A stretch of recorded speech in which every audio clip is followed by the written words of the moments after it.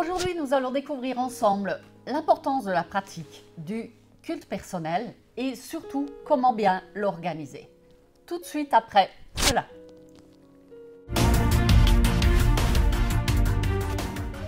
Bonjour chers amis. Bonjour à tous, bienvenue à vous. Nous sommes heureux de vous retrouver à chaque fois pour ces vidéos qui... Fidèlement. Vidéos Spark, étincelle. N'oubliez pas que Spark c'est étincelle. Alors on espère que vous allez commencer à mettre en pratique nos 4 conseils pratiques que nous vous avions donnés la dernière fois. On les rappelle juste rapidement. Voilà, demandez au Saint-Esprit d'être votre conseiller, votre enseignant. Oui. Choisissez un endroit fixe pour faire votre culte personnel. Choisissez une heure fixe, de préférence aussi chaque jour la même. Et accordez à Dieu suffisamment de temps pour qu'il puisse vous parler. Oui, amen. Alors aujourd'hui, nous allons voir quelques suggestions pour bien organiser ce temps de culte personnel. Important de faire ça, ouais. Alors, comment bien lire la Bible? Alors vous allez me dire, ah mais moi je sais lire, hein, je sais. C'est pas ce qu'on va vous dire là. C'est vrai nous pouvons nous servir de la Bible de 5 manières différentes. Pour l'écouter. L'écouter. Nous pouvons la lire. Oui, c'est bien. Nous pouvons l'étudier. Oui. La mémoriser, c'est-à-dire apprendre de temps en temps des versets par cœur. Et aussi la méditer. Méditer. Et lors du culte personnel, nous voulons surtout méditer la parole de Dieu. Ouais. Alors, que signifie méditer, chérie? On a regardé, le mot hébreu, c'est le mot siar, qui a la connotation de peser, réfléchir, méditer. Tout comme une vache rumine, parfois l'herbe qui n'est pas mâchée, eh bien, elle remonte.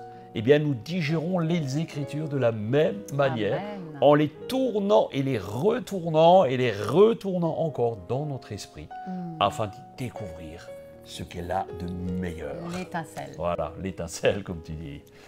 Alors, pour une bonne méditation, il nous faut lire d'abord, relire et encore lire le passage en question qui nous interpelle.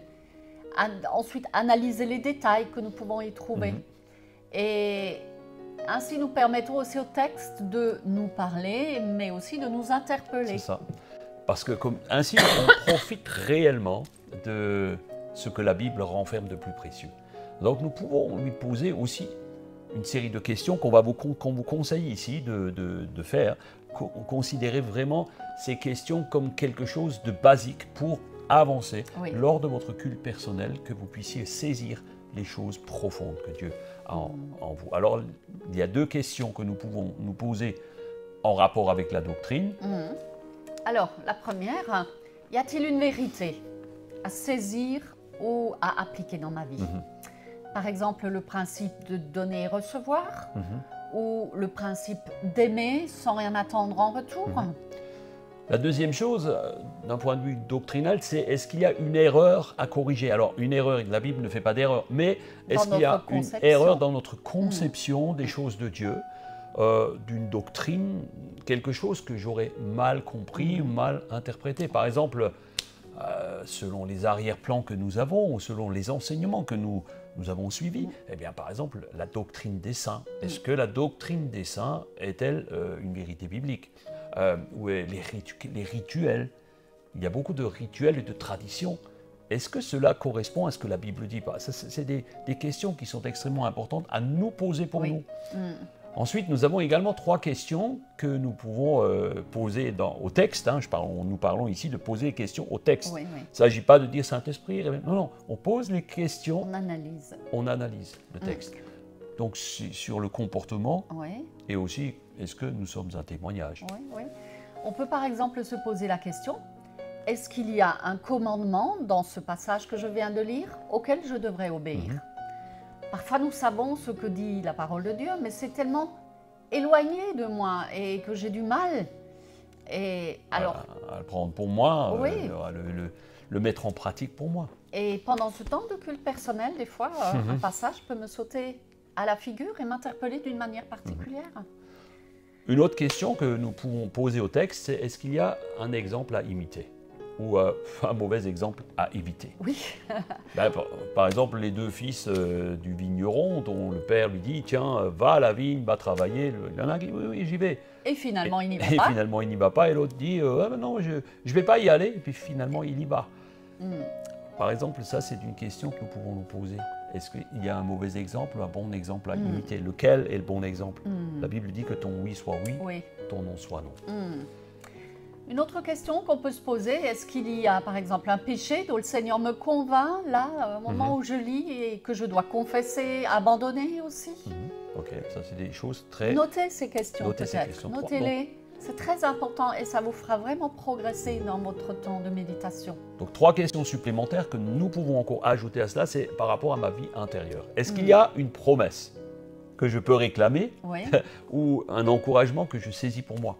Par exemple, saisir une promesse de guérison que Dieu m'a donnée à un moment donné, une bénédiction, que ce soit une promesse pour les finances, pour le travail, pour ma famille, pour quelque chose qui me tient vraiment à cœur. Est-ce qu'il y a une promesse que je peux réclamer pour moi?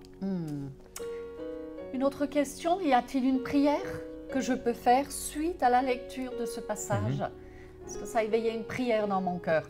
Saint-Esprit nous inspire souvent des prières particulières pendant le culte personnel, là, et ça vaut vraiment la peine de l'écouter. Amen. Le Seigneur nous pousse-t-il à apprendre un passage par cœur? Oui, aussi. Ouais. La Bible est regorgée de passages intéressants. Moi, il m'est arrivé à plusieurs fois de vouloir retenir un passage qui m'a vraiment impacté plus qu'à d'autres moments. Et cela nous rappelle plus tard des situations vécues.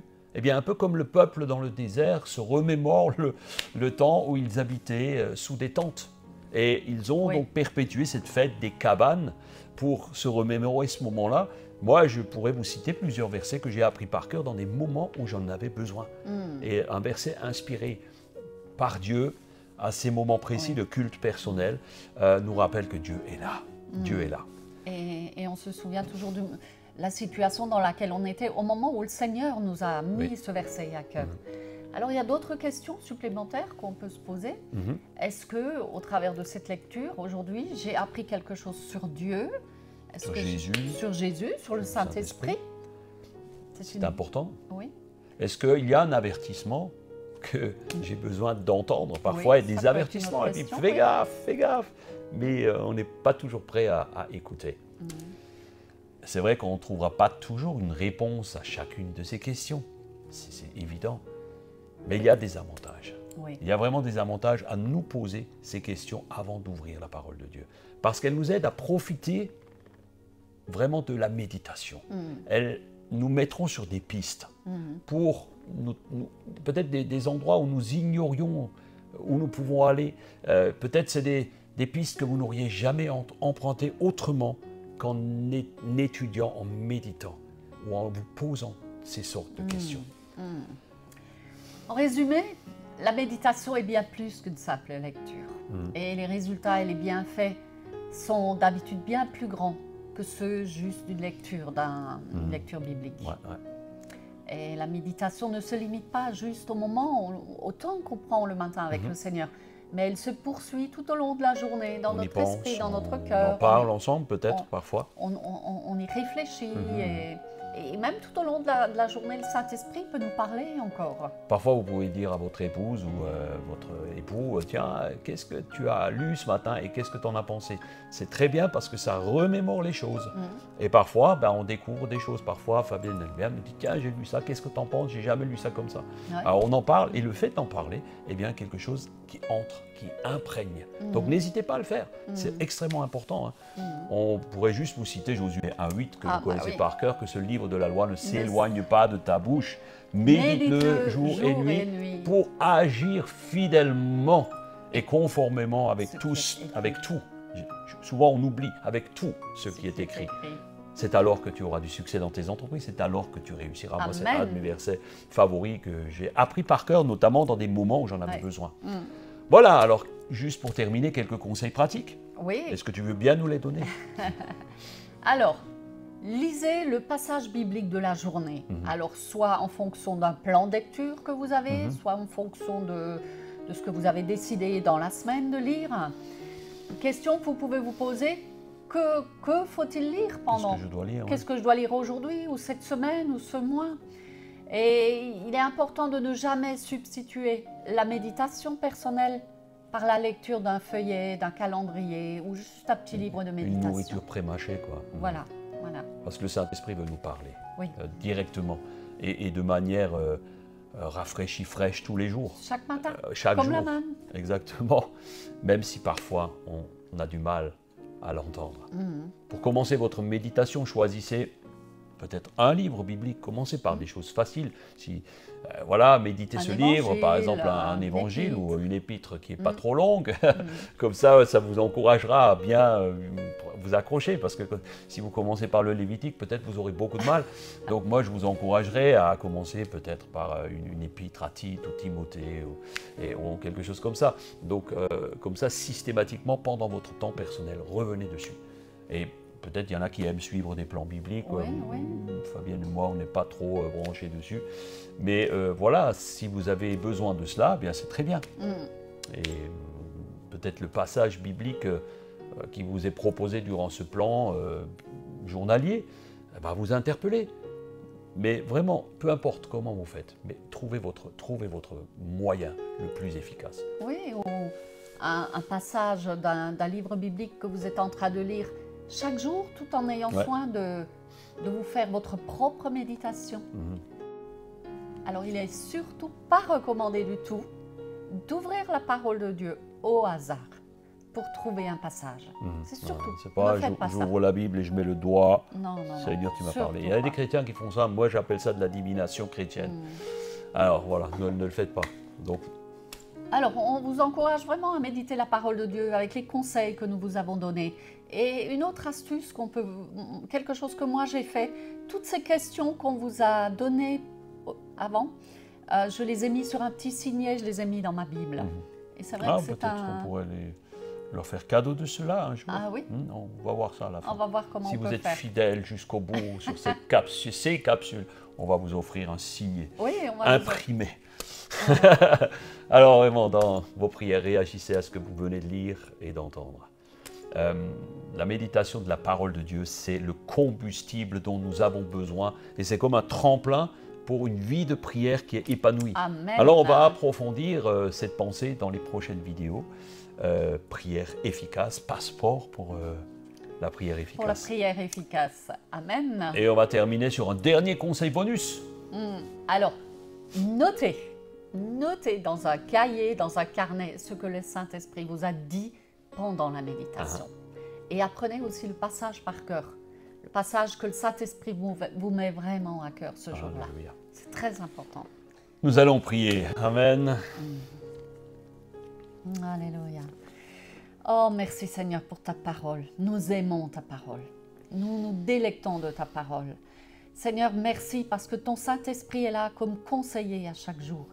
Et je te prie pour tous ceux qui écoutent cette vidéo, pour qu'ils aient ce désir brûlant dans leur cœur de pratiquer ce culte personnel à chaque jour, selon des règles, selon une certaine discipline, afin d'obtenir le meilleur de ce que tu as en réserve pour eux.